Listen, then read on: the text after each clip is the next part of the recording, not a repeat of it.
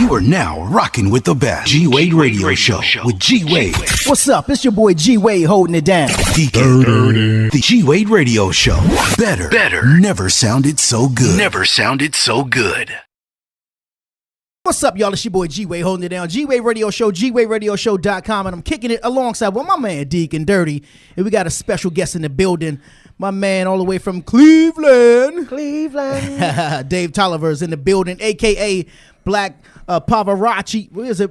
How you say Pavarotti, like Luciano Pavarotti. Pavarotti. Yeah, Pavarotti. I always wanted to put a chi in it. Nah, that's cool though. Chi for cheese, it's all good. And what's the other name? It's Tolly Hustle. Hustle. The R&B Redeemer. the heavyweight champ of R&B, whatever, man. You name it. I keep them different monikers, keep people guessing, man. That's what's up. Dave Tolliver's in the building.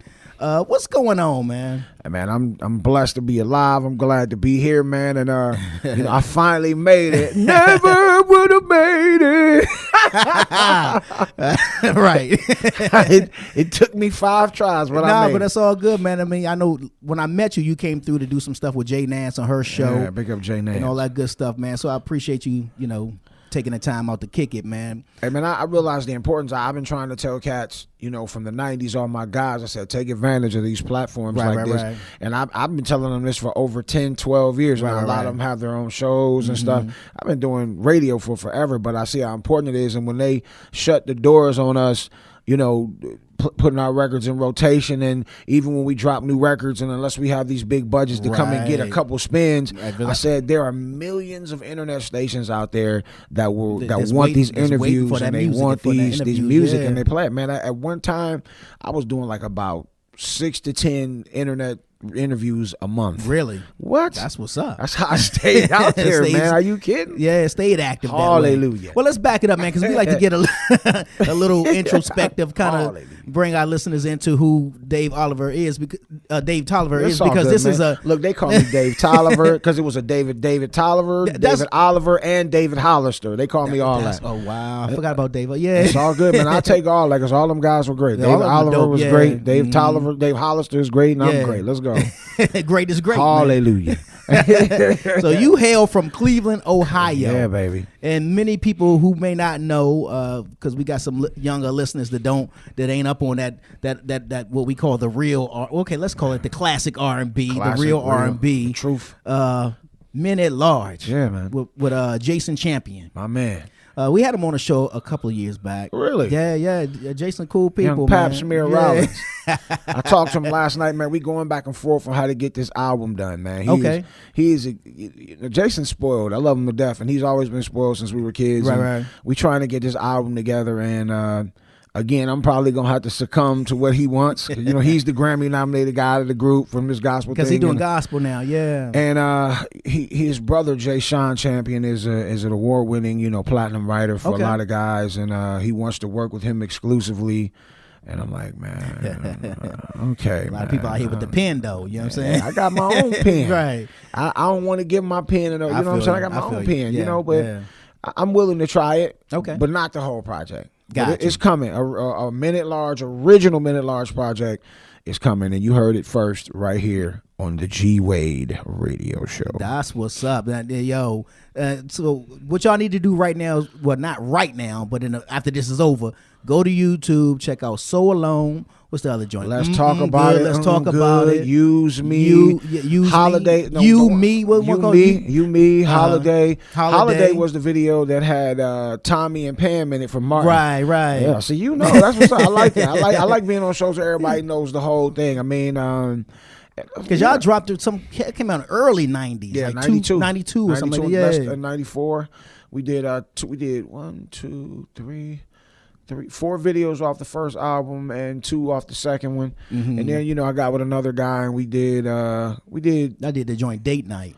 We did, but we did one before. Joint, we did 2 videos. We did 3 with him too. So we did one on an independent project in '99 called "If He Really Loves You." I thought that album was the worst album that could ever came out. After I listened to it, I was just feeling myself too much. And, wow. Then we did one in '07, and we did a video called "Ayo" that we did down in the French Quarter in New Orleans. Nice record too. Nice ladies in the video.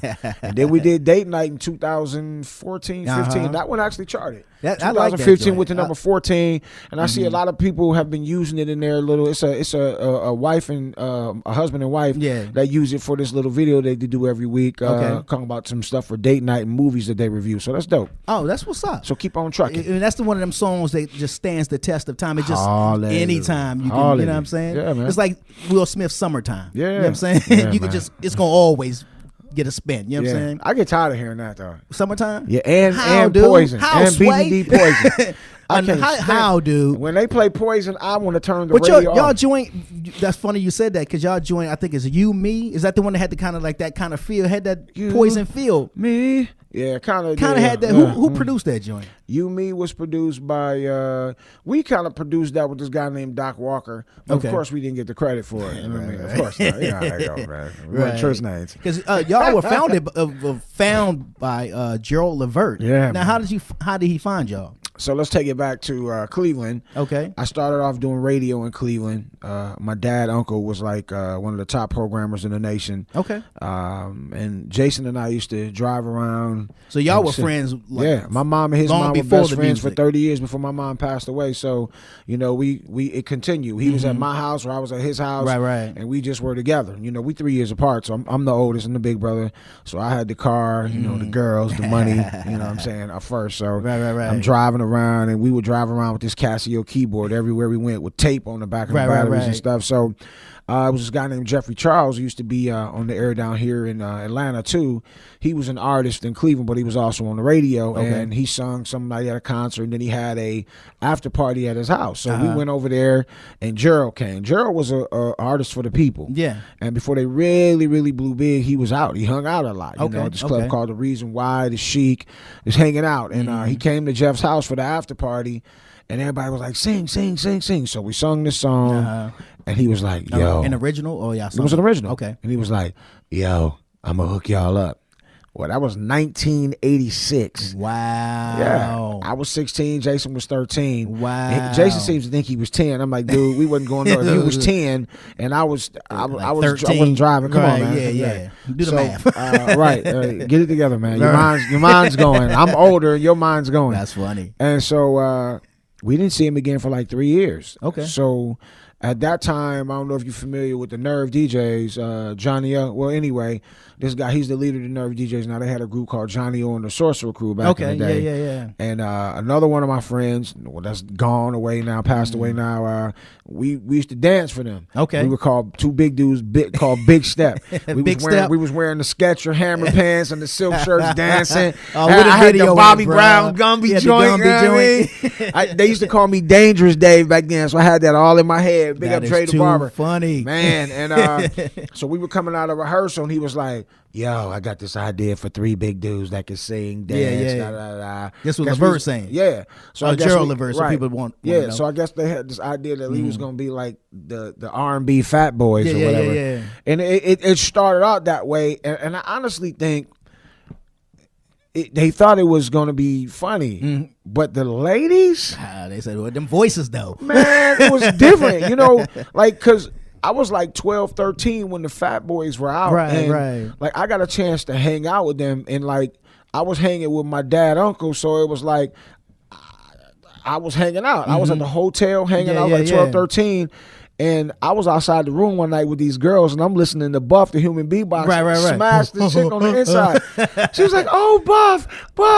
I'm like, really? Stop playing, bro. I'm serious, and I'm saying, You're like, I gotta sing, man. I was excited about it. So I mean, you know, I got a taste of it. So I guess they thought it was going to be a joke, but I'm saying the girls, man, listen. I think, you know, it started, you know, Chubby Checker, Fats Domino, Heavy D. You know, he was a nice dresser and he danced and stuff.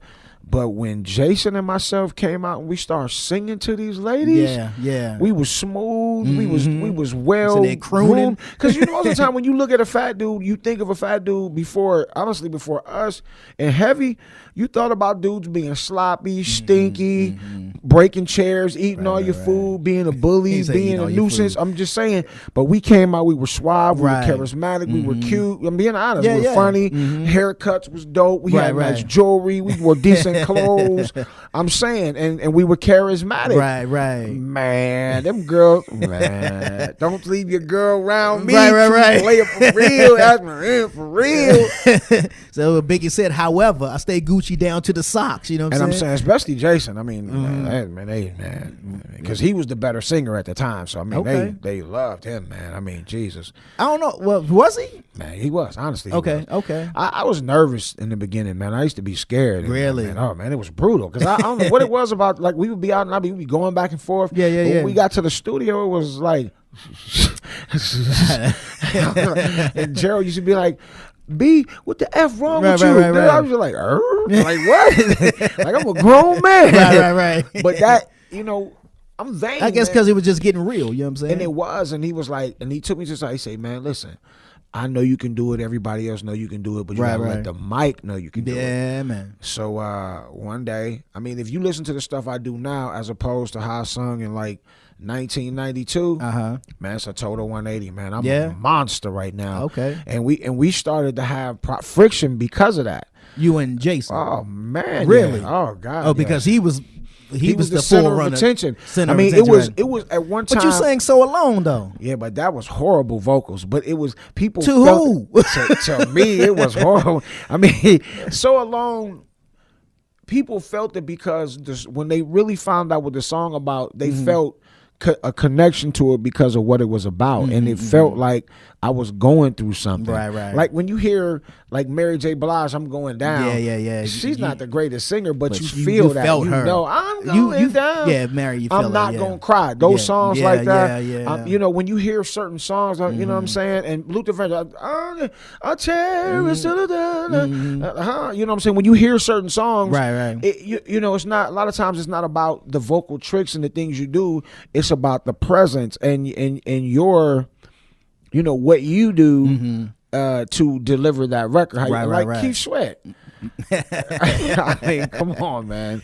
I love Keith, man. Keith was a beast, though. You know what I'm saying? I mean, I know what you're saying. He got great records, but I'm saying, okay, let me say it that way. It's how you deliver the record, and then I'm saying Keith was a handsome guy. He was in shape. He'd come to the show, take his shirt off. He knew how to talk to the lady. He knew how to bear it. And then after he's like, you like that, baby? You know I'm saying, when you go from there to there, it's like I'm then Barry White.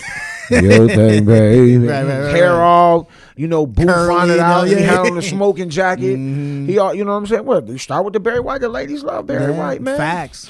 You know what I'm saying? We got to start with him, with taking, women taking heavy men serious. But then after that, you got to go from there to Heavy D. Yeah. And then, after that, then here come me and Jason. I feel like we didn't really get our just due, but that print is there. I feel that same way. That print's there. That's why I'm like, when you hear unsung, when you say unsung, it's when the unsung mean you didn't get your just due. Right. And that's what unsung is to me. Unsung is not these guys sold 20 million albums.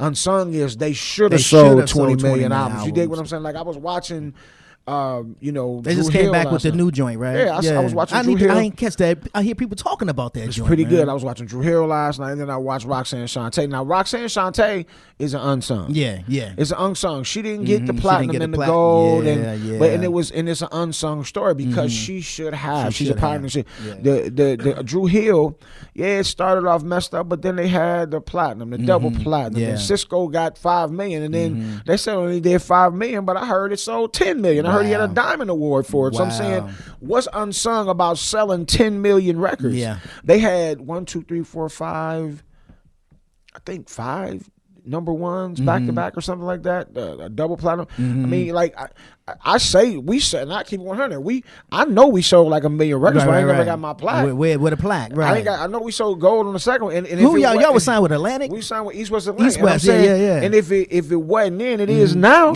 Where the hell is my plaque, man? Where my plaque? That's why I got my man Adrian Meeks on. I want my plaque. There it is, man. I want to put it. I want to give that to my kids, man. They need to have that. I need to have that. I need my plaques.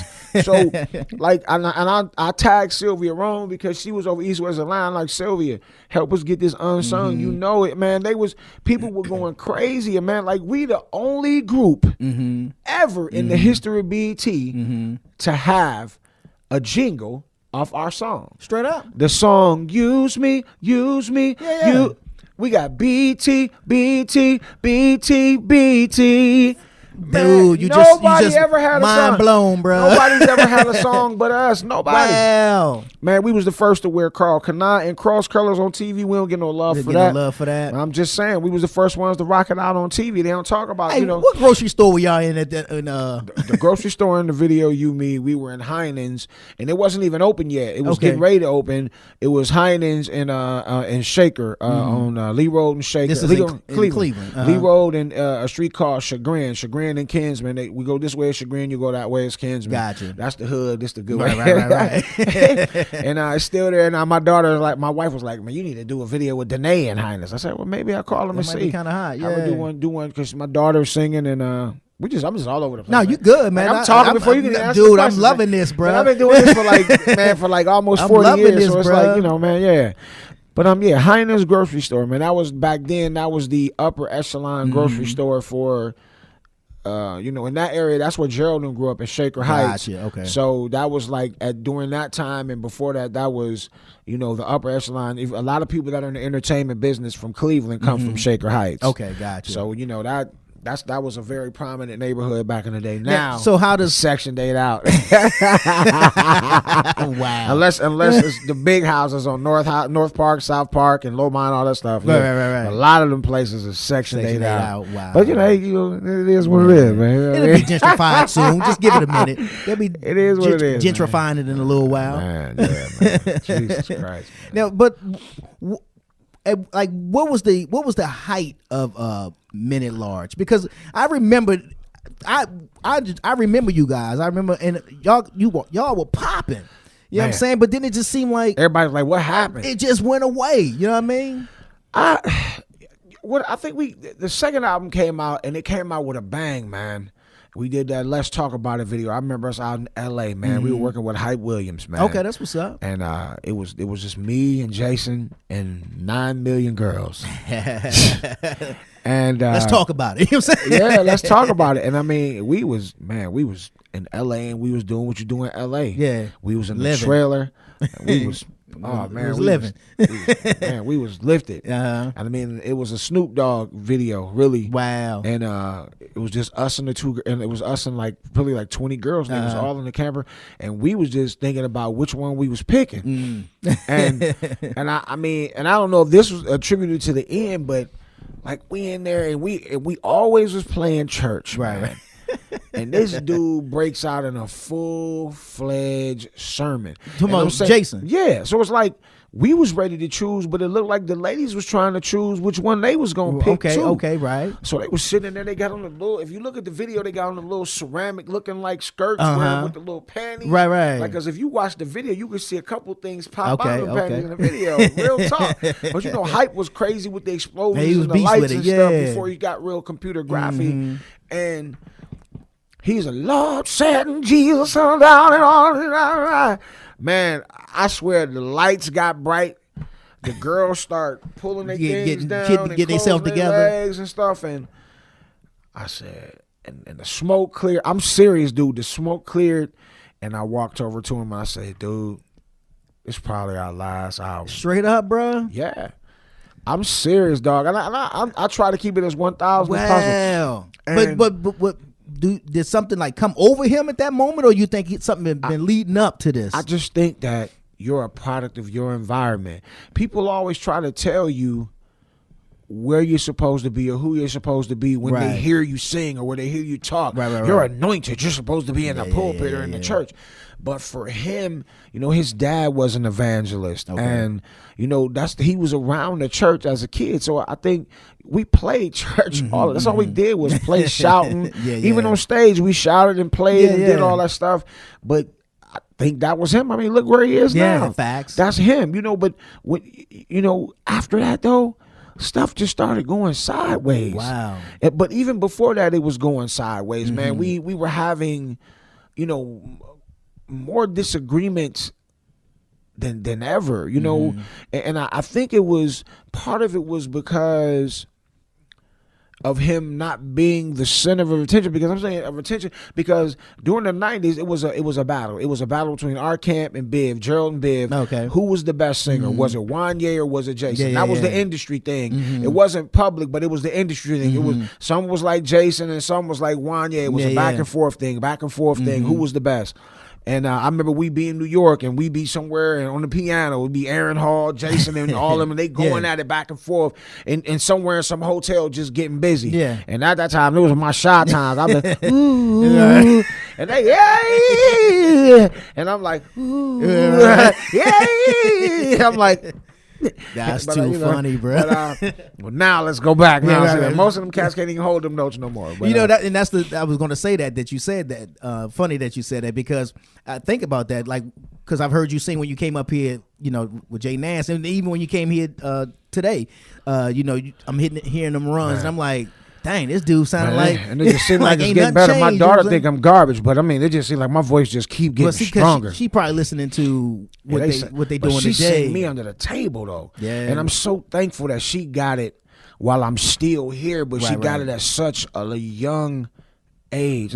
She got it at such a young age, man, and I'm thankful because I had it, but I didn't get it until I got maybe like 22.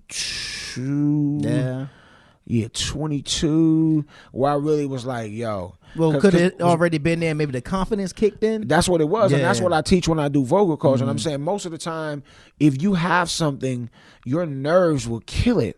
Because it alters your heartbeat, it alters your breathing, and you're like, I can't. You can if you relax, open your mouth, and just go for it. Open your mouth and sing, and sometimes you might have to move your mouth for funny. Like Brian McKnight looks like an idiot. Yeah, I know, dude. He'll do it. Like he got cerebral palsy or something. Forgive me for that. We got to find that. But he hit them notes though. Man, he did. His mouth looked like somebody punching him back and forth. You see them fingers. Yeah, and she got it, man. She's so cold. They used her for the face of, like, she's the only middle schooler and probably be the only middle schooler to start off in this music academy at her school. She goes to Landmark Christian, so they started a music academy, and I do teach there part time. But I was like, I see y'all using my daughter. I said, y'all got to adjust that tuition, or y'all got to give me some of that money. Facts. And they did. Okay. I didn't have to tell them. They knew what time it was. I've been in there for a while. You ain't do that. You be using people. Though. Yeah, man. So how was the deal, man? How was the deal when y'all with the first when y'all signed? I'm gonna ask you, but you got to. You tell said it. I can't cuss. Your face said it. Let's just your face cussed. I told my daughter, because I'm just giving you everything right now. So because everything has been happening, man. Like I said, I'll be 50 this year, so I've been just giving she's seen so much stuff, so much loss, and so much stuff, and didn't get a chance to see all the all the relatives, all the pioneers of the family and stuff like that. And I said, because you come from a singing family. Yeah, my mom sang, and my grandfather sang for President Roosevelt. She took a choir to see President Roosevelt. And when we came out, we toured with President Clinton to all the black colleges, us, the Rude Boys, and oh man, I just was on the tip of my tongue. Rude Boys, Minute Large Rude Boys, and oh my God, The Battle Was Not Yours. The Battle Was Not Yours. The tall one that sings Yolanda Adams? Yes. Yeah. Oh, man, I love Yolanda. And she's so cool, man. Yeah. And every time we see her, she'd be like, you remember that bus ride? Because everybody was disrespectful, cussing and being nasty. And like Joe Little from the Rude Boys is one of the nastiest dudes ever. They used to do this thing called Silence of the Lambs and Screaming Skulls. That don't even sound right, bro. So let me just be honest with the Silence of the Lambs. So Yolanda Adams is sitting on the bus, so nobody really caring about this. Silence of the Lambs is, remember at the end of the movie in Silence of the Lambs, the crazy dude, I guess he wanted to be a woman, so he tucked himself?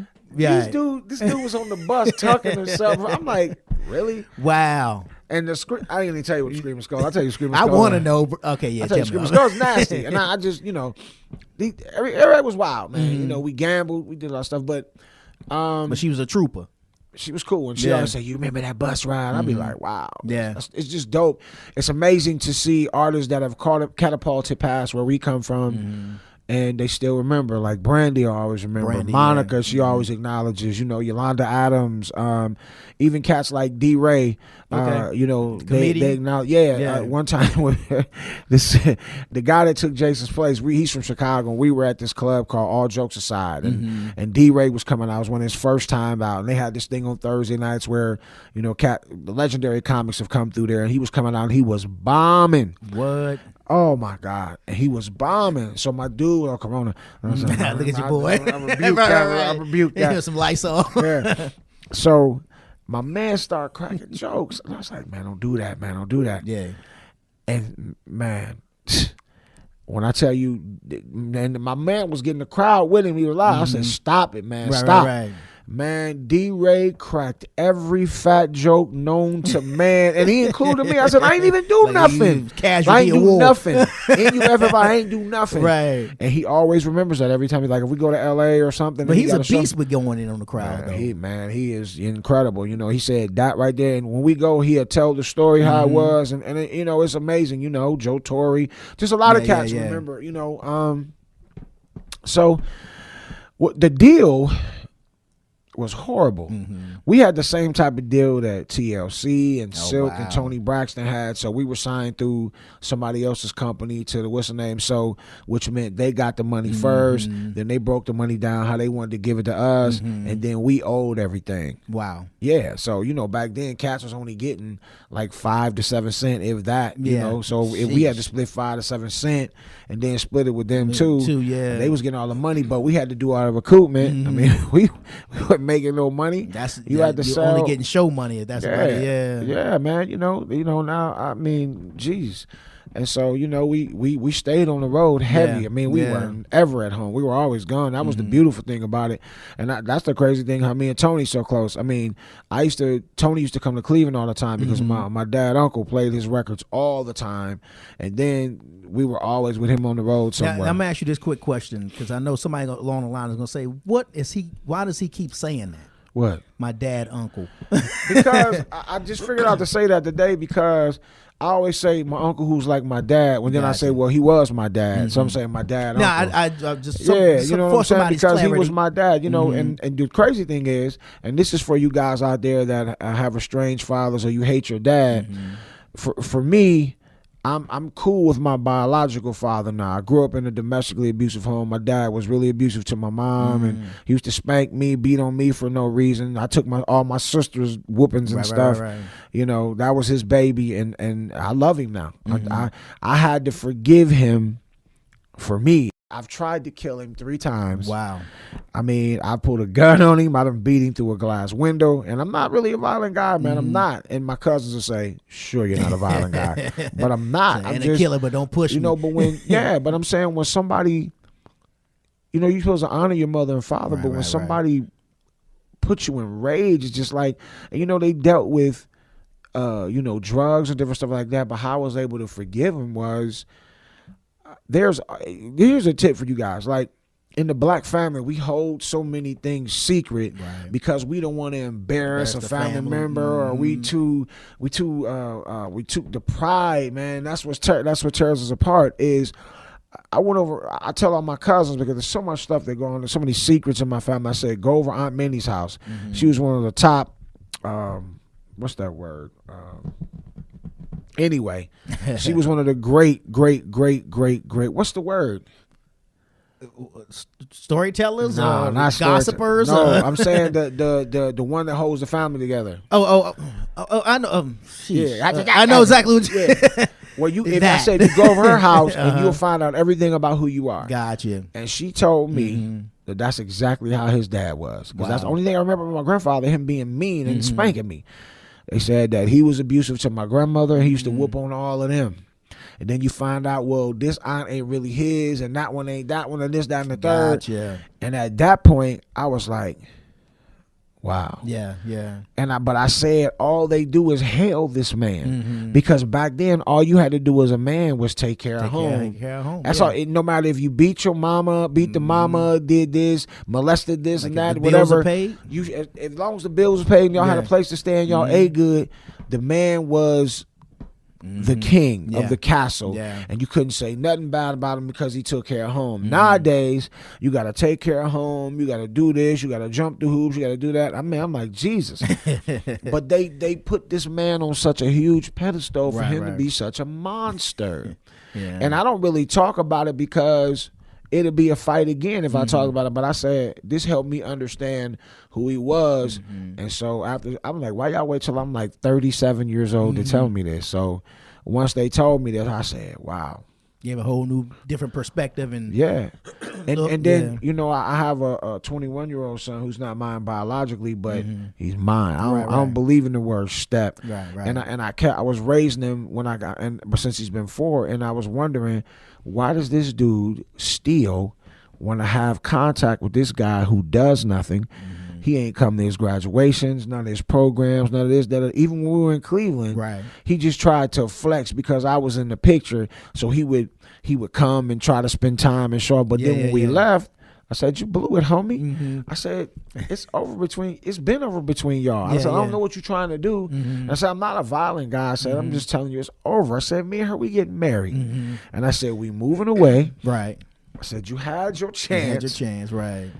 I said, you'll still be able to contact me, but but for the life of me, I remember one time he sent him a gift. He sent him a box of Stephon Marbury shoes and a dusty Nintendo. He never touched the shoes, but he pulled the Nintendo out, brushed it off, and he played it a couple times. And I said, man, here. I'm like, come on, man. But but after a while, like when he got out of high school and college, he was like, man, this dude is the worst. And I never dogged him. I never said nothing bad. I just never got into that. And as long as he didn't cross the lines with my wife, I said, I'll just let him see what it is. You know, so that's a tip out here for you fathers. And you know, don't get in that. You know, just as long as the guys don't cross the line, do whatever, let the kid find out for themselves. You do what you need. And I'm saying, we got a great relationship. That's my child. I don't do the step because I don't believe in that. If you dedicate your life, that ain't no step. That's your child. Facts, though. That's your child. If I ever hear somebody say step, if I ever hear him call me step, and he ain't never did that. I remember it messed me up the first time he called me dad. I was at the studio before we moved here. He came in, he said, Dad, you ready to go? I was like, it stunned me for a minute. I said, hold on, I'll be out in a minute. I had to sit there for a minute. I was like, mine. Right. Yeah, we good now. So, yeah, man, you know, life, you know, before you crucify and condemn us, I know it's a lot of people out there hurting, man. Yeah, facts. You know, and I have to talk about this when I go, man. It's a lot of people there, and as black people, we're hurting, man, but we're afraid to talk about it, man. You can't be afraid of who you are. Facts. Because you can't be free if the healing starts with a conversation. That's right. Bottom line, healing starts with a conversation, man. And there's so many men out there who want a father. You calling somebody else daddy, but it ain't your daddy. Right. The girls calling somebody else daddy ain't your daddy. You need to find out. I think we take the time to find out what, when, where, why this happened, and then assess it from there. You know, you gotta forget. Even if you don't build a relationship with that father, that mother that did whatever they did to you, try to find out why they did this, why they did that, because it'll bring peace to you. Facts. Because I swear, dude, once I forgave him for that, man, you might think I'm crazy, but I swear I saw something fly off of me. You got the weight of it. I saw something fly off me, and it made my life more peaceful because it was like every time we had functions, I was like, I had to be there because that was my favorite side of the family. But it was like when he came around, we had to hide the liquor, we had to hide this, everything had to stop. Right. But then his sisters and brothers, they love him so much, they started feeding. That's the gateway to getting him riled up and stuff. And then it turned into a situation every time. Then we fighting. And you know, come on, man. Yeah, wow. We having fights at repasses and all kinds of stuff. That's crazy, man. That's stuff you see in the movies. It's real life. It's real life, though. Yeah, they get it from somewhere. Yeah, facts. Yeah, I'm on. And so So your son is, you say 21. Yep, at Jackson State, a senior. Oh, that's what's up. Where's that at? That's what, Mississippi. Yeah. The SIP. M-I, crooked letter I, crooked letter And your daughter I. is how old? She's 14. 14. She just turned 14 in January, 8th grader at Landmark Christian. That's here? Yeah. That's here. Okay. Yeah, man. And she get ready to be the next. Man, she is incredible. And my son's rapping too. Look him up. It's Blue, 3LUE. He got a LUE. Yeah, it's a record called Watercolors, and I forgot what his EP is called. It's out right now too, but just look it up. It's like 6 songs, man. He's finding his way. Right. I told him the one thing I love and that I hate about you is that you don't ask me for help. You get it? I understand. I understand that you want to do it yourself, but like I'm watching you, but you're not listening to what I've already told you, and I'm saying if you just already screwed yourself out of a payday. Take some of these gems, you know what I'm saying? Man, I got them too. I done already bent over for somebody.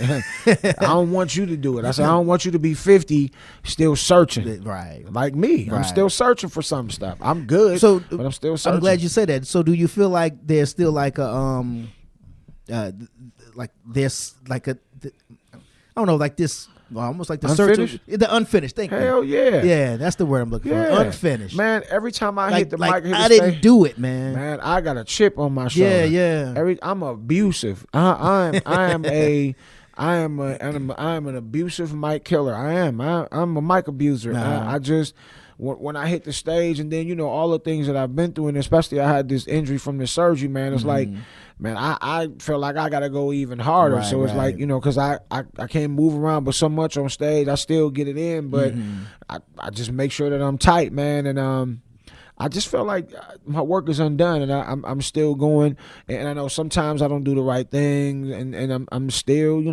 and it's I'm getting my team better. You know what I mean? How'd you get the new dude? Hey, well, man, I think it was just time, man. I been through so many different people, and they just didn't know what they were doing. Okay. So this time I just and sometimes it was just because I didn't want to let go of the reins. Okay. But now with everything else that I have to deal with, it's time. If I'm gonna be able to keep doing it, then I have to let somebody else do it. Somebody that has time to do it, man. Because I got too much other stuff to deal with. This, family, my sister's family, and I just right now what I want to do is just be creative and write. And I just want to just be in the studio every day, all day. That's all I want to do. That's all I want to do is be in the studio and go on the road and come back home, be back in the studio, go on the road and be on the radio. Yeah. That's it. That's all I want to do for the rest of my day. Yeah. For the rest of the 40 years I'm here, the other 40. So in the perfect world, before Jason started doing the preaching in the trailer and before y'all separated, what was the final straw actually first before I ask the next question? I think we were just kind of coexisting, and yeah. But were y'all coexisting because of label issues or because of you two? It was. I think it was. It was just we had outgrown each other, man. It was. That's crazy because y'all were friends, man. Man, yeah, we were brothers, man. Yeah. We still are, but it's different now. It's like you with somebody for so long, y'all break up, you go do some other stuff, and you come back, and it's different. It's not, y'all could be cool, but we can't be lovers no more. You know what I'm saying? We might get together and do a little something, but we can't stay together. The final straw, I think, he'll tell you that I wanted to go solo anyway, and he was doing whatever, and that he was sitting there and the phone just rang. Of course, it's gonna be this old miraculous Jesus story, but we had a show, and that it was like about 3 shows in 2 days, and we had to. I wanted to do it the right way. We wanted to take the road manager. He didn't want to take the road manager. I said, well, who gonna, back then was DATs. Who gonna change the DATs? Who gonna do everything? I'm like, we 2 big dudes, and one of the shows was in Jacksonville, Florida, at a football field. Wow. It was a big, huge thing, like out there in Camp Creek. What's it called? I don't even know. You go out at all, man. That's my problem. You know what I'm saying? I was talking about old girl earlier. I'm saying, look at your boy now. Don't want to look at your boy. You're lucky I don't remember her name. I'm glad you don't, bro. DJ Fine as a mud pup. Yeah, it was like a huge lot where people come for a concert, and I was like, well, and the soundboard was like a football field down the end. So I'm like, who was going to change the thing? Who was going to set the sound? Because our Mm-hmm. road manager did the sound, collected the money, booked the flights, he did everything. I'm like, why wouldn't you want to take him? I didn't want to pay him. I said, so at the time, we were kind of like on the outs with each other anyway. Mm-hmm. We were leaving Gerald. We were doing something different. And I had to look for this other guy and found him too fast. Man, that's a whole nother story anyway. Right. 20 years later, I'm like, but you said I can't cuss. And I was like, man, forget it, man. I'm gonna just take Gemini. And that was the end. Mm-hmm. And we didn't talk for a long time, but that didn't stop us from talking. You know, he got mad. The reason why I'm just giving you everything, I don't know why. It's this red in here. Yeah, it is. You know, Suge Knights might be somewhere coming on. That's a truth teller right there. I just he got mad at me because I said something about the chick he was gonna marry. Oh wow. And that ended our friendship for about almost 20 years. Wow. What'd you say? Because she was my girlfriend at first. Oh wow. But I wasn't really mad because I had hooked her up singing backgrounds with Gerald and them. Okay. And she went out on the road, and from what I understand, right, she went on the road. Right. Yeah. And he was called and said, "Man, I'm getting married." I was like, and I was like, "That's cool." I was like, "You beat me, dog." Yeah. And I didn't think I was ever getting married, by the way. And so I said, "Well, who you marrying?" And he was like, "Blah blah blah." Right. And I was like, "What?" I said, "Man, I can't believe you marrying that."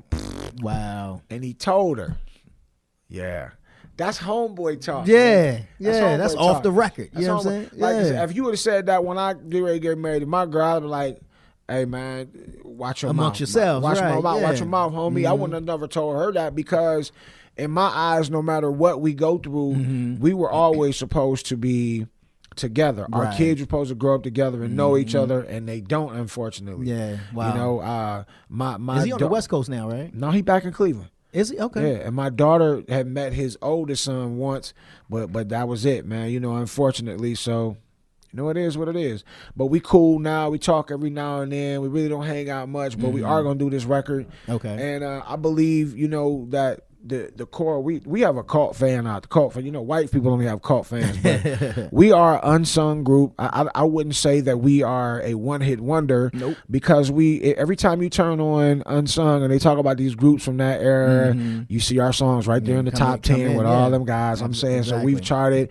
We've had, let's see, with the group we had 4 or 5. We did things with our first album. We did 5 singles. That was unheard of. We got with solo, with groups, with Recky groups, 5 singles. That album stayed on the 200 charts for probably like 2 years, Right. and it was still going, which is probably why the second album took so long to matriculate into the thing. And then the company was going through a merge or two and all that stuff.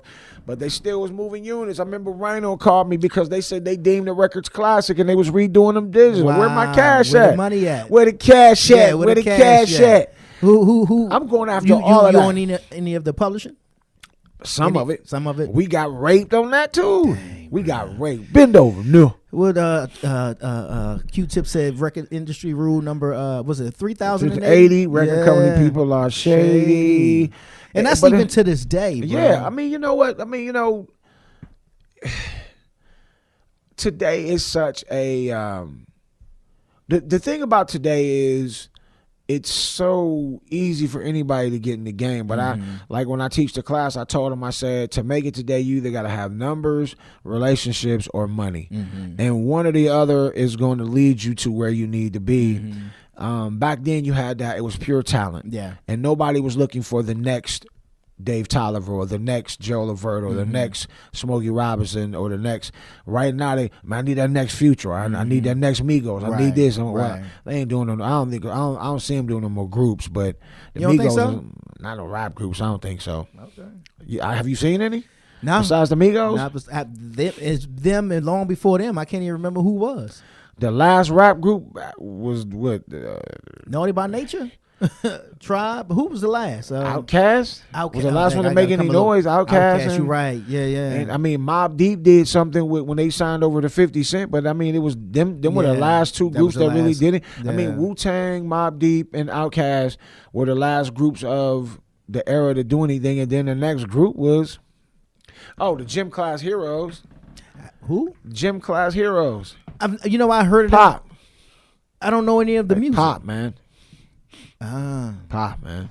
Pop, man. Yeah. You know, you got young kids now. Yeah. You don't have kids yet, do you?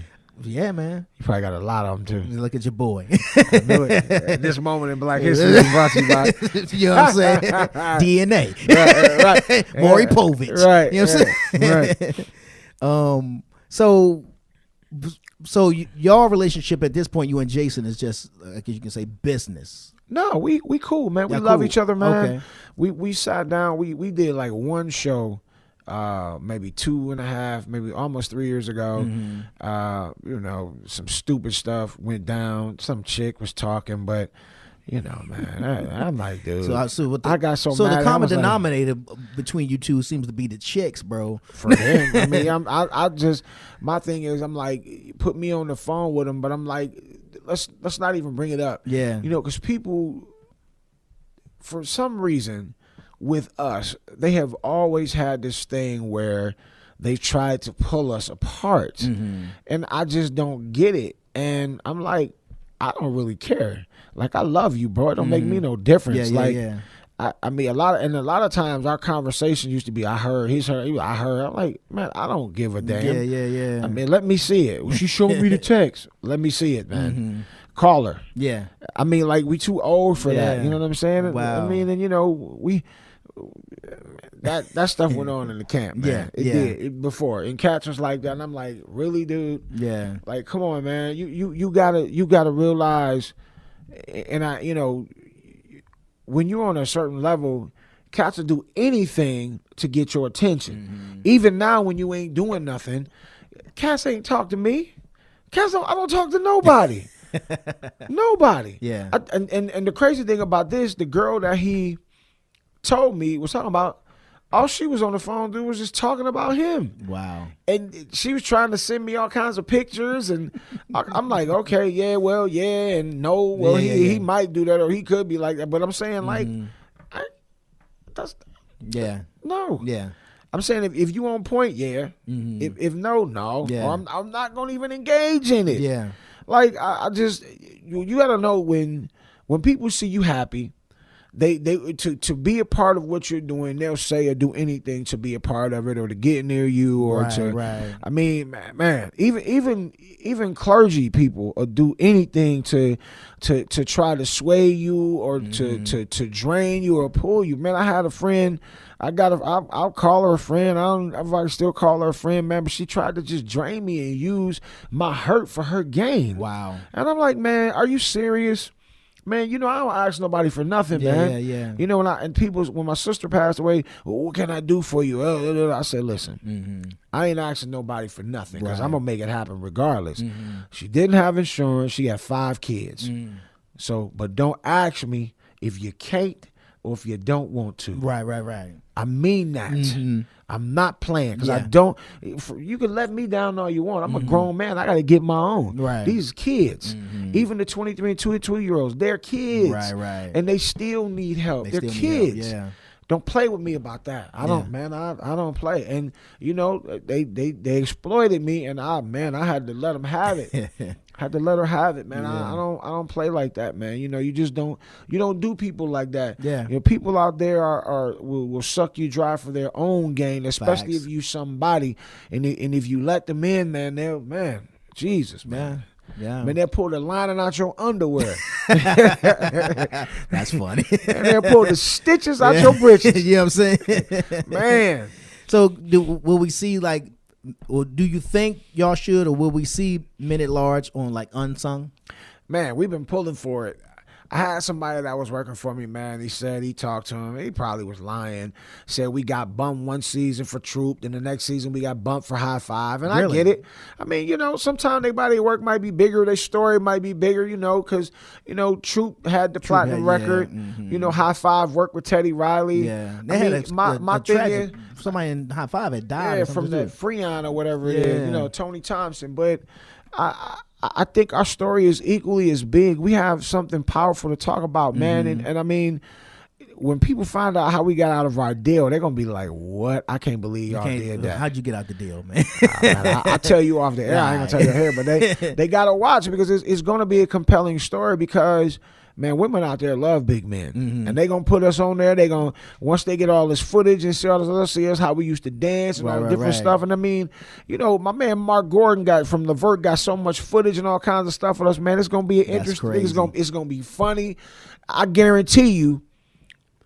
If people don't know, by the time they finish watching it, I feel like it's going to be one of the highest rated unsungs to come on. I really do, because I believe that. Just because of the story, the things that we've went through. Like, man, we ain't had no tragedy to afterwards. I mean, you know, I lost my mom, and then he lost his dad 9 months afterwards, and that's what So Alone was about. You know, everybody was in the booth crying. Right. Like, my mom had just died, his dad died, my road manager's dad had just died, Gerald's grandfather had died. Wow. One of the guys from the Rude Boys was missing. He was in the dope house. Wow. I'm like, damn, it was all kinds of stuff going on, man. So you was pulling from all of that. I was in there crying. That song, you can feel it, man. Like you said earlier, I hated that song, man.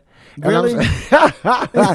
You know, man, that song, man, because, you know, now I appreciate what, you know, it feeds my family still. That's the song everybody wants to hear. Besides, you know, they know all about, but when that song's on, bling, bling, bling, bling, bling, bling, bling, bling, sound like it's a funeral call. Come on, everyone, we're going to look over the body now. Bling, bling, bling, bling. He's dead.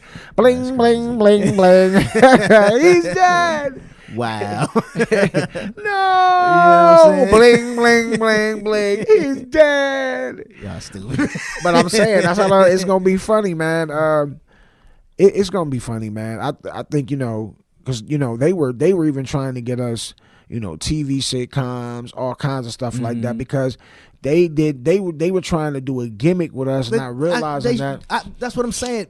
See, that's what I'm saying. You know what I'm saying? They had it seemed like we should have seen you guys like I was Batman more, or somebody. dude, because y'all was popping them. Like I said, it was just Man, it was just like that. Man, we was going places. Yeah. We was in the mall. Girls was chasing us. Right. They was closing down the stores so we could shop. Wow. Man, I remember one time we was in this amusement park in Denver. Man, they was rushing us, pulling on the clothes and chains. I'm like, yo. I had to grab me one pull it to the back. You know what I'm talking about? Like Tony Church say, "Now I'm talking about."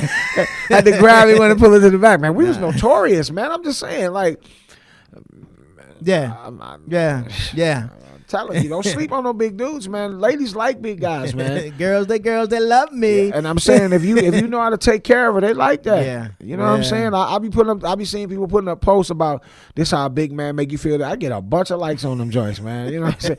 They like big dudes, and especially if you a handsome big dude, you smell good, you carry yourself well.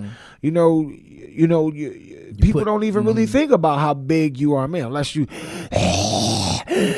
like that. But I'm just saying, people, they don't even think about it. You know, my squad of dudes that was big, everybody carried themselves well. Jason and his brother Jay Sean. I think it was only 3 of us. And my little bro Chloe, who passed away. And you said Gerald wanted to start with 3, but y'all weren't 3 guys, were y'all? Nah, man. It started off when we went to the audition so like 3 years after he saw us at the thing, we went to the studio 2 weeks later. No, in '89, after he saw us at the studio, I called up a couple guys that I didn't know if they could really sing or not. I just heard they could. Me and Jason, like Eddie was there, Steve from Troop was there, Sean was there, Mark, Tony Nicholas, who's a producer, the Rude Boys, and we auditioned. And you know, the other 2 guys, just didn't happen. Yeah. So it was like, I forgot somebody. Oh, I think my guy Larry Marcus, rest in peace, from the Rude Boys. He was like, yo, I got another guy, my boy Doc. So Doc Walker came on. It was another Doc Walker. Okay. Alfonso Walker's a producer. He's worked with R. Kelly. Did some Keith Sweat newer stuff. Okay. Remember when R. Kelly's house got broken into down here? Right. That was the guy. Yeah, that was him. Yeah, that was him. Yeah. Wow. I'll show you his picture. And it was for him. It was just like he would have to be living on the outside of an inside joke the whole time. So it just didn't work for him, and it ended up turning into like a legal case because him and Gerald got into it, and we had to get rid of the songs that he did, and and it was it was a bad thing. We had some good songs for him too, man. Because I used to work 1 to 5 in the morning at the radio station. We had a song called 1 to 5 all night long. I wish I could find them records, man. But it's coming up on 30 years. I'm going to get all them rights. Yeah, right. Yeah. Getting them all. So y'all going back on the road. What you and Jason going to do? What's the plans, bro? The plan you say you're going to work on the project we right are now. Definitely, we should have been like halfway done or even done with an album by now. But I, like I said, had a car accident. My sister passed, and, another one of my great friends passed away. So, like, I'm out that dark cloud now. And it's kind of hard to work in that, especially when you got, another family that you got to kind of try to take care of too. And, you got to get your mind right. My sister was like one of my best friends on the planet. It's like I told you, she was my best man at my wedding. Right. Best person, if you want to call it that. So Jason, I'm telling you, Jason and I are working on another album. Okay. If people want to book Men at Large, the original Men at Large, you can hit me up. At Dave Men at Large, or go to themenatlarge@gmail.com, and I'll hook you up with my man Adrian Meeks at Song Source Music Group, and he'll get you a date, and we'll come and tear it down. You know what I'm saying? He's fatter, I'm a little smaller now, but I'm on a cane. He's not, but he limps too. But the voices are still crazy. You know what I mean? Voices are crazy, man. And man, I'm telling you, man, that dude is one of the greatest vocalists I've ever heard in my life, man. I've been hearing some of the stuff that he's been doing with his brother Jay Sean, man, and his voice it's just, man, it's amazing, dude. It's amazing, and I can't take that away. And we are still brothers, and we always gonna be brothers. But it's just the relationship is just different. When we separated, he went and lived his life. I went and lived my life. He got married, then I got married. Then he separated, whatever, went back, and I stayed. But it is what it is, man. It's we both smart. We both are at a place now where we know who each other are, whatever each other are, and that it's bigger than just us. It's about, I think, we want to do something for the people. And I told him last night, because we were talking, and I cussed him out on his voicemail, and I said, I called him back and I said, I apologize for the voice. I said, did you hear it? He was like, no. I said, let me just take a different approach with the voicemail. I said, I love blah blah blah blah blah, but I don't want to do the whole thing like this. I get it where you coming from, but let's just go and let's just start first, and then let's get it in. You know what I mean? So that's my dog, though, forever. Okay, who y'all looking to have like produce on this new project? Well, his brother Jay Sean is amazing with the pen and the vocals. A guy named Brian Golden out of Cleveland, Ohio. I know we were supposed to hook up with Wokey Stewart. I've been talking to Delight, that did Silk and LSG. Okay. And I'm open to work with anybody, man. If they got hot music that's, classic but still resonates with today, because the older people, they like the young stuff too. Yeah. And I got friends, I'll be like, you gonna put on the old stuff? Man, I don't want to listen to that old blah blah blah. I'm like, all right, well, let's turn up. 'Cause I got young kids. I like Trippie Redd and all them old ugly looking folk. That's funny. Show you the way, show the way, all the way, all the way. I love that Trippie Redd, him and Russ. Right. Daughter got me. We singing it every morning on the way to school. And that, and it's some good music out there, man. It's when you don't have a choice but to listen to what they're feeding you, you do find some good in it. It's like being starving, and you only can eat whatever you have in front of you. You're going to find some good in there. You're going to starve. And, you can always, it's so much music from the past you can go into. And then, a lot of the older artists are releasing records too. And you just got to search and look. And there's so many, so many platforms out there. So, man, it's on you to find the music. It's not hard. You just got to get up off your ass and jam. Yeah. So the thing that you said you still got to get it, I think that's from 98 or whenever it was when we Men at Large, that thing that you like, nah, man, I still haven't gotten that thing. What is that recognition? What is that? Is that the award? What is that? I want plaque? my plaques. What is that? Mm-hmm. Well, we should be getting those plaques. Like I said, I gotta get somebody legal on that. Mm-hmm. And it's not even about. I don't know what it is, man. I just want to be gone like 3 or 4 weeks out the month. I want to be gone like 200 shows a year, like the OJs for the next 5 years. That's what I want. I want to be gone because like that's how it used to be. I want to go back and maybe it's. I don't know. We probably won't. Maybe we won't perform in front of 20,000 and 15,000 like we used to. But I like the smaller venues now, like the winery and places like that. I like to be able to reach out and touch folks. You know what I mean? Because like we used to perform in front of 10, 15, 20,000, and then after we looking for it. So we out in the audience going around. They, what up? You coming to the hotel? After the show, there's the after party. Yeah, and after that, it's the hotel lobby. You already know. Wasn't no cell phones then. You had to wait and see. You had to wait and see. We sitting in the lobby eating or ordering room service and waiting there.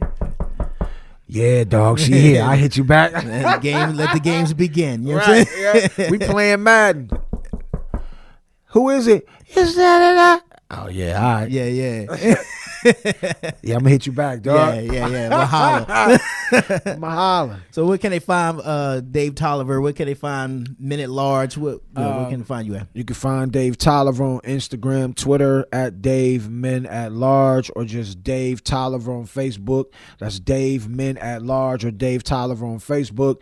And the Men at Large is the Men at Large on Twitter and Instagram, and the Men at Large on Facebook. And we everywhere, man. And like I said, if you want that original Men at Large date, the men at large at gmail.com. The men at large at gmail.com.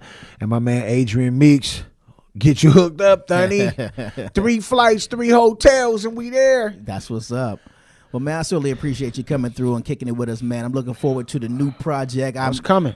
When y'all do the first show, hope if it's going to be here at the City Winery or Tabernacle, wherever it's going to be, you there. I want to be there. Like, because it's about, I'm doing R&B, I'm doing inspirational, and I'm doing Southern Soul. Okay. The first one going to be Southern Soul. It's a record called Get To You, produced by my man Dean's List and me. Okay. So it's going down. Y'all get ready for that. Hallelujah. Thank you. G-Wade. You know what it is. It's your boy G-Wade holding it down. G-Wade Radio Show, GWadeRadioShow.com, kicking it alongside with my man Deacon Dirty. Y'all keep it live. You watch. Now subscribe to the G Wade Radio Show YouTube channel at G Wade Radio Show to watch interviews from some of your favorite celebrities and independent artists. That's youtube.com/G Wade Radio Show. Press play, watch, and subscribe.